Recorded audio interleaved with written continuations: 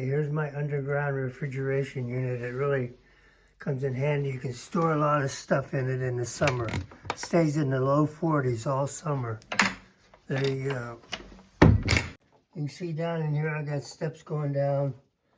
I got all my cold groceries down there. I'm going to go down and try and find some stuff for some chili. Okay, this is everything that was down in that refrigeration unit. And none of it looks like it's spoiled. I got everything out of there and it's all in good shape, so a lot to eat.